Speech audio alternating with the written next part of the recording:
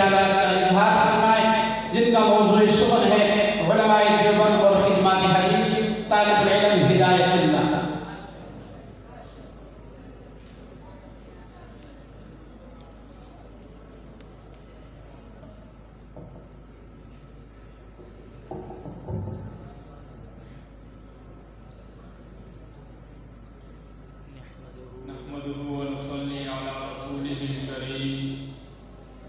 أما بعد فأعوذ بالله من الشيطان الرجيم بسم الله الرحمن الرحيم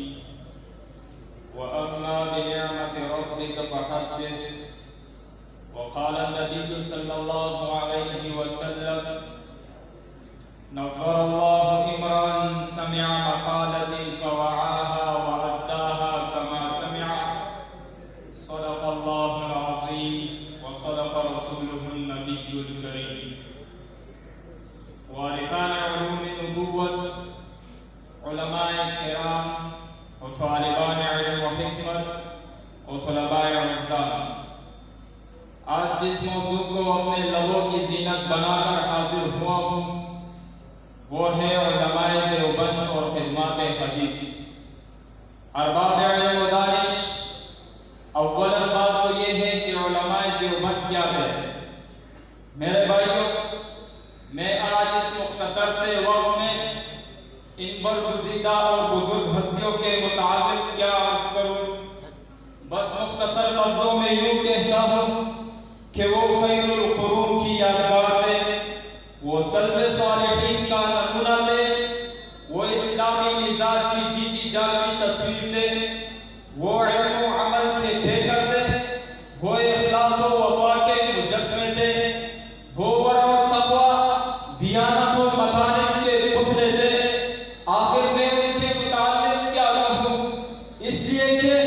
طویل عمر ہے درکار اس کے پڑھنے کو، ہماری داستان اوراق مختصر میں نہیں۔ وہ انما یخشی اللہ من عبادہ العلماء کے حقیقی مصداق تھے۔ وہ قل هل يستوي الذین یعلمون والذین لا یعلمون اور یرفع اللہ الذین آمنوا منکم والذین اوتوا العلم درجات کے تحفے کے حقیقی مستحق تھے۔ وہ ایک طرف اہل باطل سے نبرد آزما ہو کر لا یزال من امتی امت قائمۃ بامر اللہ لا یضرهم من خذلهم ولا من خالفهم کی جیتی جاگتی تصویر تھے، تو دوسری طرف اہل بدعت کا تعاقب کر کے يحمل هذا العلم من كل خلق عدوله ينفون عنه تحریف الغالین وانتهاک المبطلین وتقویل الجاہلین کا حقیقی مظہر بنے ہوئے تھے۔ وہ ایک طرف دعوت و ارشاد اصلاح و باطل کے میدان میں ادعو الی سبیل ربک بالحکمت والموعظۃ الحسنۃ وجادلہم باللتی ہی احسن کے عملی نمونے تھے، تو دوسری طرف انگریز سامراج کے خلاف جہاد باللسان یعنی کہ افضل الجہاد من قال کلمۃ حق عند سلطان الجائر کا حقیقی نمونہ پیش کر رہے تھے۔ وہ حق کی خاطر جان کی بازی لگانے سے بھی گریز نہیں کرتے تھے اور ڈنکے کی چوٹ پر ببانگے دوہل یہ اعلان کر رہے تھے کہ تیرے عشق میں نے کوہ انصر کر لیا، جو ہو سو ہو، یہ عشق نشاط زندگی چھوڑ دیا، جو ہو سو ہو، ایک عنوان تند و تیز جاؤ ہمیں سمجھاؤ مت، بحر ہم کے دلدل میں کشتی ڈال دی، جو ہو سو ہو۔ عزیزان من، اب آئیے علماء دیوبند اور خدمات حدیث پر روشنی ڈالنے کی کوشش کرتے ہیں جو ہمارے لیے سبق آموز اور نمونہ عبرت ہے۔ میرے بھائیوں، روئے زمین میں سب سے پہلی مدون اور مرتب کتاب جو وجود میں آئے وہ سید الادعیہ فقیہ الامت حضرت امام ابو حنیفہ رحمۃ اللہ علیہ کی روایات کا مجموعہ ہے،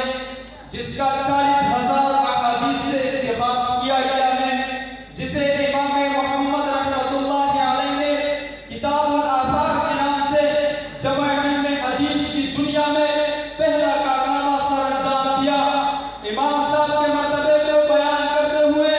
صاحب عقود الجمان فرماتے ہیں، کانا ابو حنیفہ رحمہ اللہ